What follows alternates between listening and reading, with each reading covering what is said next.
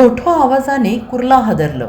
ऐन वर्दळीच्या ठिकाणी रात्री गोळीबार, प्रचंड घबराट. पोलिसांनी 2 संशयितांना घेतलं ताब्यात. कुर्ला मुंबई येथील इतर शहरांप्रमाणेच गजबजलेलं शहर. मात्र बुधवारी रात्री अचानक अशी अघटित घटना घडली की परिसरातील सगळेच नागरिक घाबरले, हैराण झाले आणि गोंधळाचं वातावरण निर्माण झालं.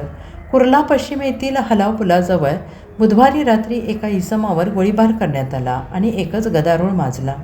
बाबा एलप्पा पवार नावाच्या इसमावर गोळीबार झाला असून तो गंभीर जखमी झाल्याचं समजत आहे. त्याला उपचारांसाठी कुर्ला येथील भाभा रुग्णालयात दाखल करण्यात आलेला आहे. सध्या त्याच्यावर उपचार सुरू असून त्याची प्रकृती मात्र क्रिटिकल असल्याची माहिती समोर आली आहे. बुधवारी रात्री 8:30 वाजण्याच्या सुमारास झालेल्या गोळीबाराच्या या घटनेनंतर वरिष्ठ पोलीस अधिकारी तसेच फॉरेन्सिक टीम घटनास्थळी पोहोचली. तपासासाठी फॉरेन्सिक टीमने पंचनामा करून सॅम्पल घेतले असून पुढील तपासासाठी ते पाठवण्यात आलं आहे. स्थानिक DCP आणि इतर पोलीस टीम रात्री उशिरा घटनास्थळी आणि रुग्णालयात होती. या घटनेसंदर्भात कुर्ल्याच्या VB नगर पोलीस ठाण्यात गुन्हा दाखल करण्यात आलेला आहे. जखमी व्यक्ती बाबा पवार याची गुन्हेगारी पार्श्वभूमी असल्याचं समोर आलं आहे. त्यामुळे त्याच्यावर जो गोळीबार झाला तो आपापसातील वादामुळे झाला की हे गँगवॉर आहे, या अनुषंगाने पोलिसांकडून सखोल चौकशी सुरू आहे.